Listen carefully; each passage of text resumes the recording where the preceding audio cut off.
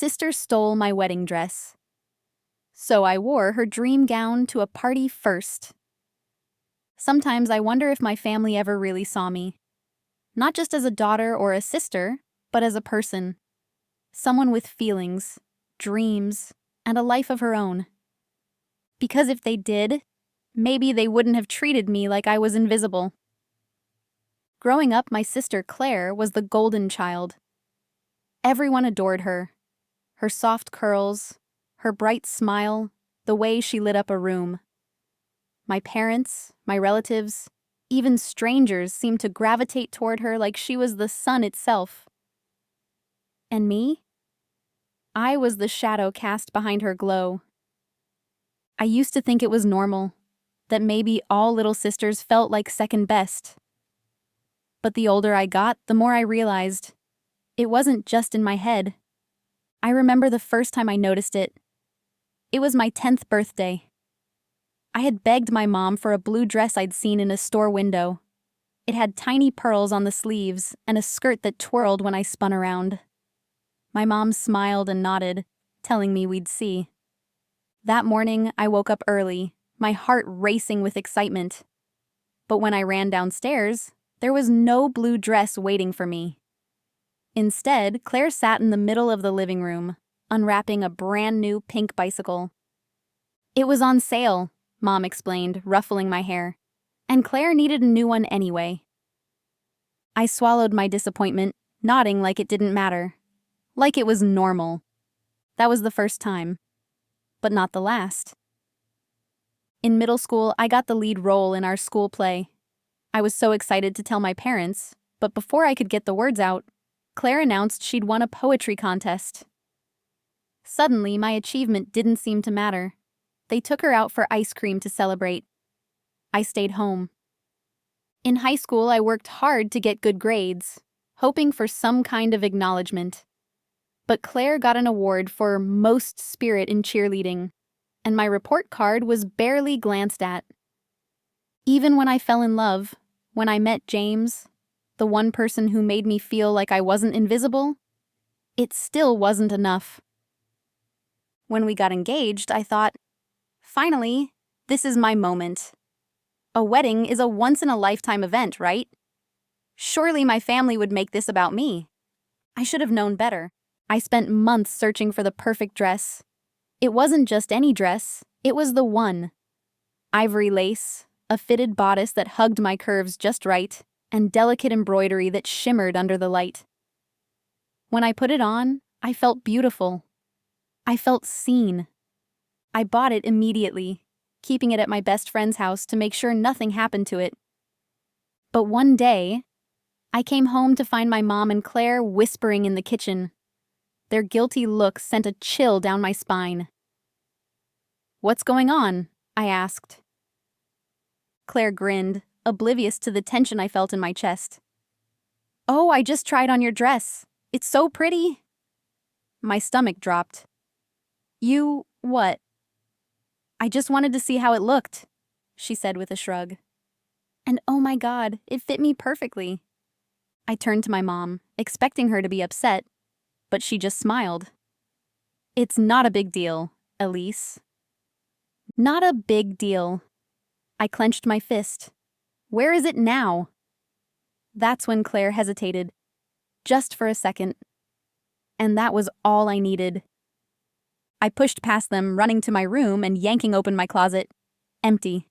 My heart pounded. "Where is it?" Mom sighed. "Oh, don't be dramatic." Claire laughed nervously. "Look, I kind of borrowed it." "Borrowed it?" My voice was shaking now. "For a photo shoot," she said, avoiding my gaze. "Just a few pictures for my portfolio." I couldn't breathe. "You took my wedding dress for a photo shoot?" "I was careful," she insisted. "Besides, if we're being honest, it looked better on me." My whole body went cold. And that was the moment I realized it would never change. They would never change. I had spent my whole life being overlooked, cast aside, told that my wants and needs weren't as important. But this was the final straw. Claire had taken the one thing that was supposed to be mine, and she didn't even care. I walked out of the room in silence, my heartbeat ringing in my ears. But I wasn't done. Not yet. Because if she thought she could take something from me and get away with it, she had no idea who she was messing with. If she wanted to play games, I was about to play one of my own. I barely remember walking out of the house that day. Everything was a blur. Claire's smug face, Mom's dismissive tone, the hollow ache in my chest. I sat in my car, gripping the steering wheel, my knuckles turning white. The betrayal burned through me, hotter than anything I'd ever felt. She had stolen my wedding dress, the one thing that was supposed to be mine. And what did my mother do? Nothing. She never did anything. For years I had let things go. I had swallowed my anger, smiled through the disappointment, convinced myself that if I just tried hard enough, one day they would finally see me. Finally love me the way they loved Claire. But this wasn't something I could forgive. I wiped my eyes, my breathing unsteady, and that's when an idea hit me. A terrible, wonderful, perfect idea. Claire had taken my dress without asking.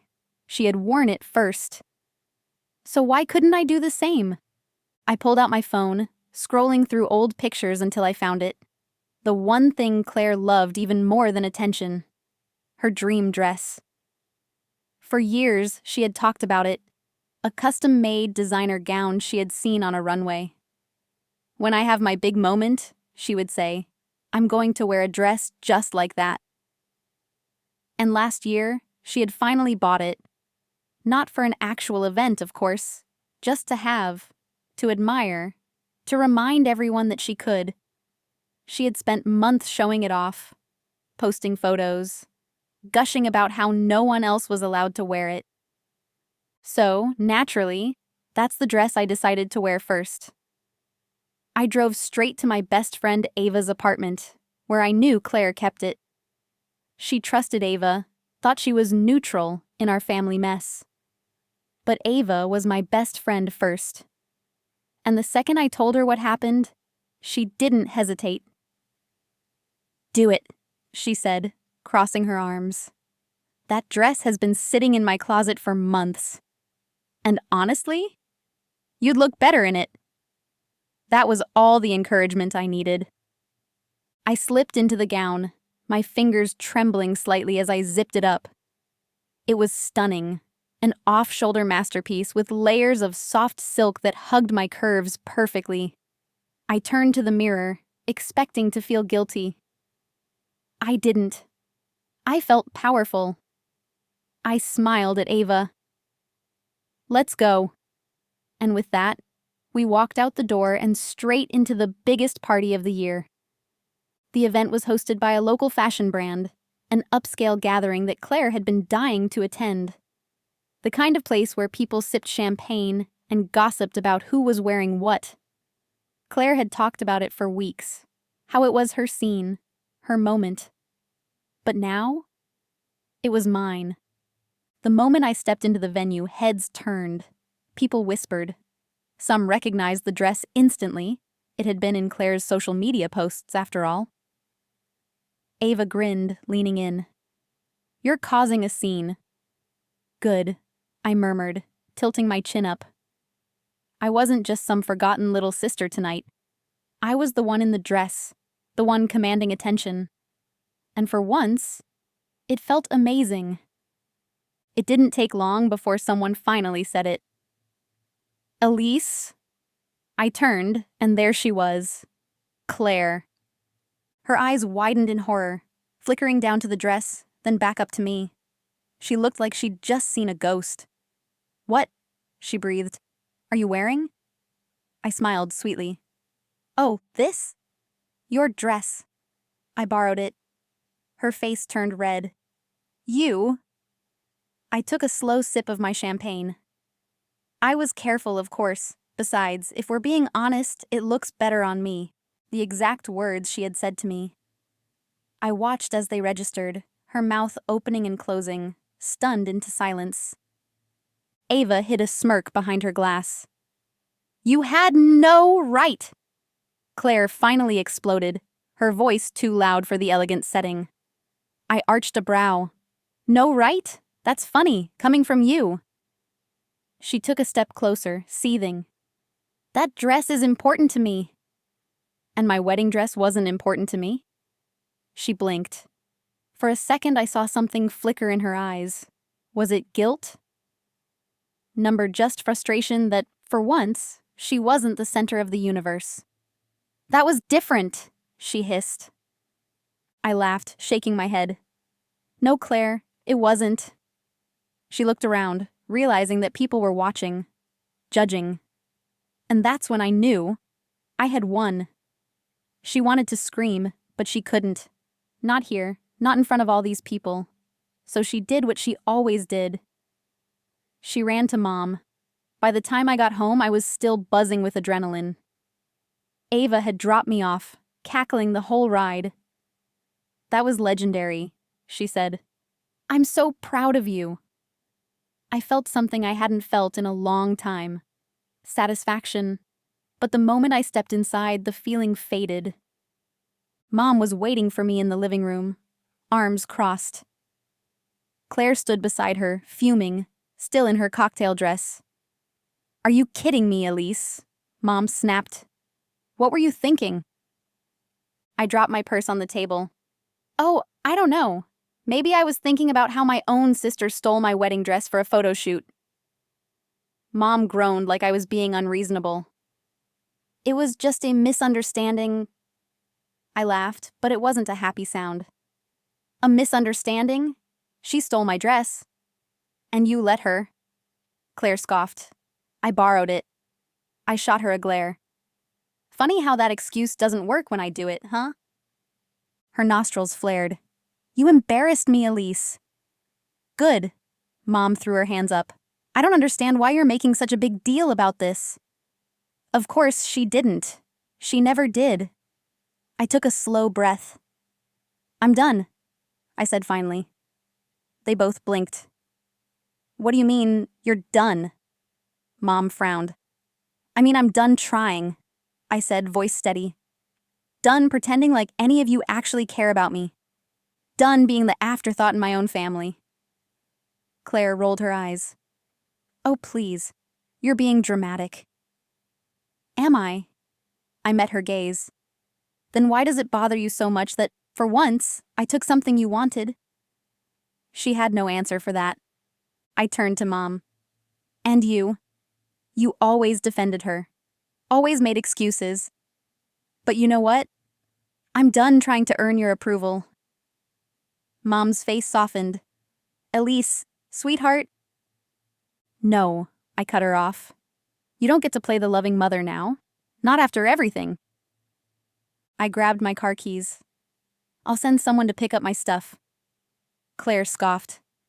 Where are you even going? I smiled. Anywhere but here. And with that, I walked out the door. For the first time in my life, I wasn't running away. I was walking toward something better. I didn't cry when I left. Not when I stepped outside. Not when I got into my car. Not even when I drove away, leaving behind the house I had spent my entire life trying to make feel like home. I thought I would feel free, but the truth was, I felt nothing. Number. Maybe that was worse. I gripped the steering wheel, my breath unsteady, my heart pounding with a mix of adrenaline and exhaustion. My hands were still shaking from the confrontation, from the finality of it all. I wasn't going back, not this time.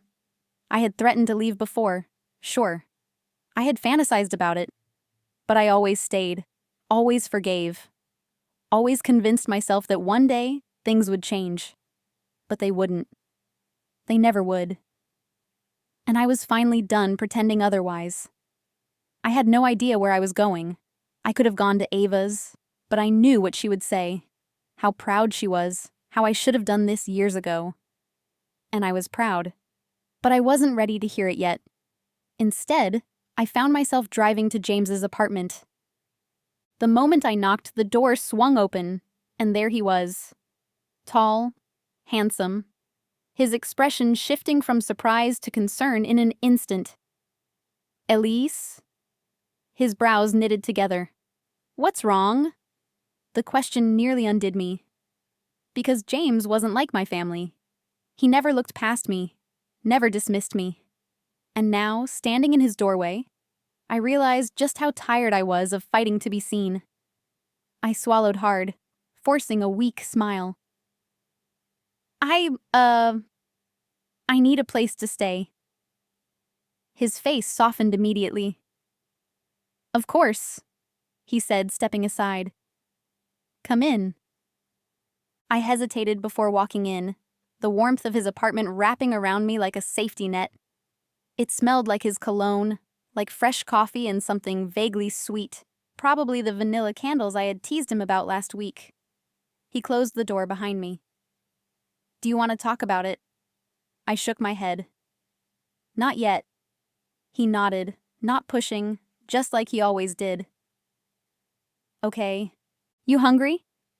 I let out a shaky breath. Starving. Perfect. He grinned, leading me toward the kitchen. I just made pasta. Lucky you. For the first time that night, I laughed. A real, genuine laugh. And for the first time in a long time, I felt like I belonged somewhere. I stayed at James's place for the next few days, trying to wrap my head around everything. It was strange, waking up in a bed that wasn't mine, drinking coffee without hearing Claire's voice in the background, going about my day without feeling like I was constantly walking on eggshells. Strange. But good. James never pried, never pushed me to talk before I was ready. He just let me be. And that alone meant more than I could ever explain. But eventually, the calls started. First, they were from my mother. Then Claire. Then both of them, over and over, leaving voicemails I refused to listen to. A week later, I finally caved and read one of Mom's texts. Mom. Elise. Enough is enough. Come home and let's talk about this like adults. Like adults. As if she had ever treated me like one. I ignored it. But Claire? She wasn't as patient. She showed up at James's apartment. I had just stepped out of the shower when I heard the knock. Hey, someone's here for you, James called from the living room. I wrapped a towel around myself and peeked through the bedroom door, only to freeze at the sight of Claire standing in the doorway, arms crossed, looking like she had been forced to step into a landfill. I immediately felt my stomach twist. What the hell are you doing here? I demanded, stepping out. Claire scoffed. Oh, I don't know, Elise. Maybe because you've been acting like a lunatic for the past week? James raised an eyebrow. You want to take this inside, or should we let the whole hallway listen in? Claire rolled her eyes but stepped in. James shot me a questioning look, but I nodded. I could handle this. The second the door closed, she turned on me. Mom is losing her mind, she said. She won't stop crying. She keeps saying she doesn't understand why you're doing this. I folded my arms. Maybe because I'm sick of being treated like an afterthought? Oh, come on. She threw her hands up. We all know you're being dramatic. You're really going to cut off Mom because I wore your wedding dress? My jaw clenched. She didn't even do anything wrong, she continued. She just didn't want to take sides. I let out a bitter laugh. Not taking sides? Claire, she always takes yours. She scoffed. You're acting like some neglected orphan, but newsflash, Mom loves you too. My chest tightened. No, she doesn't. Claire blinked. What? I exhaled slowly, forcing myself to say the words I had spent my whole life trying to ignore. She doesn't love me, I said again, quieter this time. Not the way she loves you. Claire frowned, like she couldn't comprehend the idea, like it had never even occurred to her. And maybe that was the real problem. She had never needed to wonder if she was loved. She had never felt like she had to earn it. I met her gaze, steady and unwavering. You can say whatever you want, but we both know the truth. You were the favorite. You are the favorite. And I spent my entire life hoping that one day, maybe that would change. She didn't say anything. I took a breath. But I'm done waiting for that day. Something in her expression flickered. So, what? You're just never coming back? I shrugged. Why should I? She hesitated as if trying to come up with a good reason, but she didn't have one. Because deep down, we both knew. I was better off without them. Finally, she sighed. Whatever. Do what you want. She turned to leave, but before she reached the door, she paused. Oh, and by the way, she said over her shoulder, James deserves better than to deal with your little pity party. I smiled. You're right. He does. But lucky for me, he chose me anyway. She rolled her eyes and slammed the door behind her. James let out a low whistle. Well, that was fun. I let out a long breath, feeling lighter than I had in years. And then, for the first time in my life, I blocked Claire's number, then my mother's. And as I put my phone down, I realized something. I wasn't numb anymore. I wasn't angry. I was free. I thought cutting them off would be harder.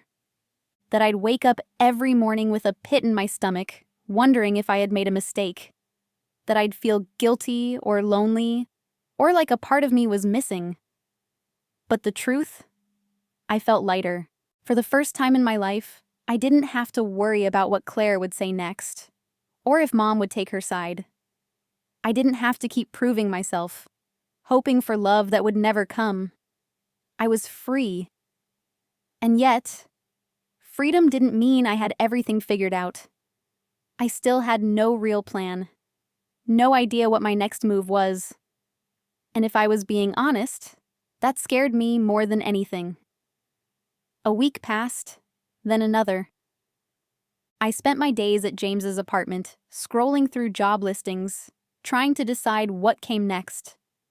I had put so much time into planning a wedding, into imagining a future that included my family, that now I wasn't sure what I even wanted anymore. James never pressured me. He gave me space when I needed it and support when I asked for it. But I could tell he was worried. You okay? He asked one night, sitting beside me on the couch. I stared at my laptop screen, barely reading the words in front of me. I don't know, I admitted. I feel like I should be doing something, moving forward. He studied me for a moment. You are moving forward. I let out a short laugh. Am I? Because from where I'm sitting, I feel like I'm just floating. He reached for my hand, lacing his fingers through mine. You don't have to have everything figured out right away, Elise. His voice was gentle, steady. You spent your whole life fighting for their approval. You're allowed to take a breath before deciding what comes next. I looked down at our hands, his warmth grounding me. I just don't want to waste time, I whispered. James squeezed my hand. Taking care of yourself isn't wasting time. I exhaled slowly, letting his words sink in. Maybe he was right. Maybe, for the first time in my life, I could stop fighting and just be. But of course, peace never lasted long where Claire was concerned. Because 2 weeks later, she got engaged. And she made sure I found out. Ava sent me the screenshot of Claire's latest social media post, a picture of her showing off a massive diamond ring, her caption painfully predictable. He put a ring on it. My stomach clenched as I scrolled through the comments. Mom had already left a dozen heart emojis. People were gushing about how stunning the ring was, how Claire deserved the best. And then I saw it. One comment, left just for me to see. Looks like I'll be the first to walk down the aisle after all. Claire. Of course. Of course she couldn't just enjoy her engagement without turning it into another competition. Another way to remind me that she always came first. Ava texted me immediately after. Ava. Tell me you're not going to let her get under your skin. I stared at my screen, heart pounding. Was I? I didn't want to care. I shouldn't care. But the truth was, it stung. Not because I wanted what Claire had, but because no matter how far I tried to run, she always found a way to drag me back into her orbit. That night, I lay awake in bed, staring at the ceiling.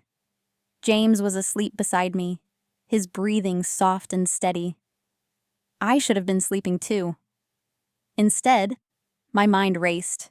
Claire's engagement shouldn't have mattered to me. I had cut them off. I was supposed to be moving on. But something about it felt personal, like she was rubbing it in my face. And that's when it hit me. She was rubbing it in my face because Claire wasn't just engaged. She was getting married soon. Too soon. Almost as if she had planned it that way. My chest tightened as realization washed over me. She was rushing the wedding, trying to replace my wedding with hers, trying to make sure she was the one everyone was talking about, not me. I sat up, my pulse hammering. She hadn't just stolen my dress. She was trying to steal my entire moment. The next morning, I told Ava everything. She sighed, sipping her coffee. Are we really surprised, though? This is Claire we're talking about. No, I admitted, but that doesn't mean I have to sit back and let her do it. She raised an eyebrow. Oh? And what exactly do you have in mind? I hesitated, my thoughts racing. I didn't want revenge.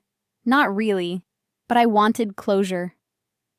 I wanted her to know that no matter what she did, she couldn't control me anymore. A slow smile crept onto my lips. I think it's time I crashed a wedding. Ava nearly choked on her coffee. Oh my God! I'm serious. She stared at me for a moment, then grinned. Well, if you're gonna do it, you better do it right. I spent the next few weeks planning. Not to ruin Claire's wedding. No, that wasn't my goal. I just wanted to make a point, to remind her and everyone else that I wasn't the weak little sister anymore. That I had left for a reason, and I wasn't coming back. Ava was fully on board. James, on the other hand, he was skeptical. You sure this is a good idea? He asked one night as we sat on his couch. I met his gaze. I just want to show up. Be seen. Let her know she didn't break me. James studied me for a long moment before sighing. If this is what you need for closure, I support you. I smiled. Thank you. He shook his head, amused. Just promise me you won't start a fight in the middle of the ceremony. I smirked. No promises. The night before Claire's wedding, I stood in front of the mirror, smoothing out the fabric of my dress. It wasn't white. It wasn't dramatic. It was perfect, simple, elegant, and a reminder that I wasn't there to steal attention, just to take back my own. Ava grinned beside me. Claire's not gonna know what hit her. I met my own reflection, my heart steady. For the first time in my life, I was walking into something on my own terms. Tomorrow, I would face Claire. Not as the forgotten sister, not as the girl she could manipulate, but as Elise. And for once, she wouldn't be the one in control. I wasn't nervous, not like I thought I'd be. I woke up that morning feeling steady, strong. Claire's wedding wasn't about me, not anymore. But showing up, being seen, was about proving something. Not to her, but to myself. That she didn't get to define me. Not anymore. Ava picked me up an hour before the ceremony. She was practically vibrating with excitement. God, I wish I could see her face when you walk in. I smirked. You will. She glanced over at me as she drove. You sure you're ready for this? I met her eyes in the rearview mirror. More than ever. The venue was a lavish hotel ballroom. Claire never did settle. I didn't walk in right away. I waited. Let the ceremony happen. Let her have her moment. Then, just as the reception started, I stepped inside. The second I entered the ballroom, the energy shifted. People turned. Conversations hushed. I wasn't causing a scene. I wasn't loud. I wasn't making a spectacle. I was just there. Present. Unapologetic. Claire was across the room, laughing with a group of people, completely unaware. Until someone whispered in her ear. Her expression froze. Then she turned, and our eyes met. For the first time in my life, I watched her be the one caught off guard. I almost smiled. Almost, but I just held my head high and walked deeper into the room, making my way toward the bar. I wasn't there to fight. I was there to exist. And that, I knew, would bother her more than anything. I had just taken a sip of my drink when Claire stormed over. "What the hell are you doing here?" she hissed. I turned, taking my time, letting the moment stretch, enjoying the party. Her jaw clenched. "You weren't invited." I tilted my head. "Neither were half the people here, but I don't see you yelling at them." Her nostrils flared. "You're unbelievable." I just sipped my drink again. "So I've been told." She exhaled sharply, lowering her voice. "Seriously, Elise, what are you trying to do? Ruin my wedding?" I met her gaze, steady. Why would I ruin something I don't care about? Her lips parted slightly, like she wasn't expecting that answer. Like she wanted me to need this moment as much as she did. But I didn't. Not anymore. I saw it then, the flicker of doubt behind her eyes. For the first time, I wasn't playing her game, and she didn't know what to do with that. Before she could respond, Mom appeared at her side. She barely even looked at me before reaching for Claire's hand. "Sweetheart, don't let her get to you. This is your day." I almost laughed. Because of course she was more worried about Claire's feelings than mine. I looked at her, really looked at her, and for the first time, I didn't feel anger. Just clarity. This was who she was, who she had always been, and nothing I did, nothing, would ever change that. So I did the one thing neither of them expected. I smiled, and I walked away. I didn't leave. Not right away. I found Ava near the dance floor, sipping champagne and grinning. That went so much better than I imagined. I laughed, shaking my head. "You're terrible." Yeah. She nudged me. "But admit it. This felt good." I exhaled, glancing back toward Claire and Mom. They were still watching me, whispering, trying to figure out why I wasn't reacting. And that, more than anything, was my victory. I wasn't part of their world anymore, and I never would be again. I turned back to Ava, smiling. "Yeah, it did." I stayed another hour, not to prove anything, just because I wanted to. And that was enough. Before I left, I ran into James. I hadn't even known he'd be here. He must have been dragged along by mutual friends. His eyes softened when he saw me. "You okay?" I smiled. "I am." He studied me for a second, then nodded. "Good." I hesitated before asking, "You want to get out of here?" His lips quirked. "I thought you'd never ask." We left together, and as I stepped outside, breathing in the crisp night air, I realized something. I wasn't just free from them. I was free from the version of myself that had spent years chasing their approval. And that was the best feeling in the world. I didn't look back. Not at the wedding venue. Not at Claire or my mother. Not at the years of heartbreak, of feeling like I had to fight for a place in my own family. I walked away with James beside me, and for the first time in my life, I didn't feel like I was running. I was done. Done seeking validation. Done being the forgotten child. Done with them. And it felt good. James and I didn't go straight home. Instead, we stopped at a quiet little cafe, a place we used to go to when we first started dating. We got coffee and sat outside, the night air crisp and refreshing. For the first few minutes, neither of us spoke. I just let myself breathe, let the moment settle in. Then James broke the silence. "So," he said, leaning back in his chair, "was it everything you hoped for?" I smirked, stirring my coffee. "Better?" He raised an eyebrow. "Better?" I nodded, because I thought I was going there to prove something. I looked at him, but in the end, I didn't have to. James watched me, his expression thoughtful. "Because you already knew?" I smiled, taking a slow sip of my coffee. "Because I already won." And I meant it. I had walked into that wedding with no expectations. No need to make a scene, to confront them, to seek closure they would never give me. I had simply been there. And that had been enough. Claire had spent her entire life making sure I felt less than. But that night, for the first time, I saw the truth.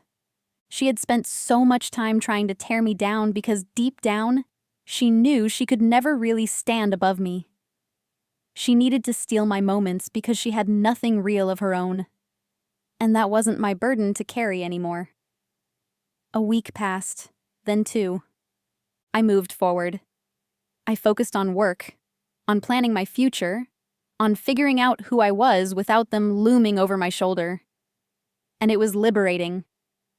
I stopped checking their social media. I stopped wondering if they were talking about me. I stopped caring. And that, more than anything, was the greatest revenge. But then, because of course there was a then, Claire called.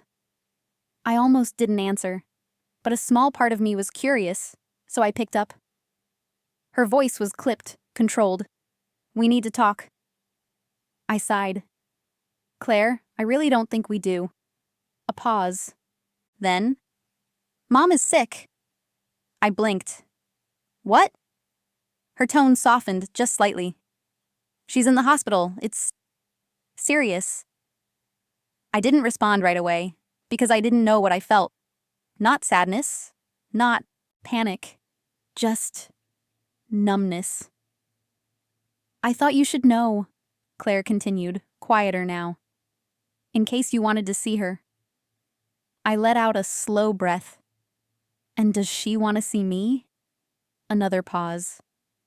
That was all the answer I needed. "She didn't ask for me, did she?" I said, my voice even. Claire hesitated. "It's not about that." I laughed, shaking my head. "It's always about that." A beat of silence. Then I said the words I never thought I'd be able to say. "I'm not coming, Claire." She sucked in a breath. "Elise, I mean it." My voice was steady, final. "I'm not coming. Not now. Not ever."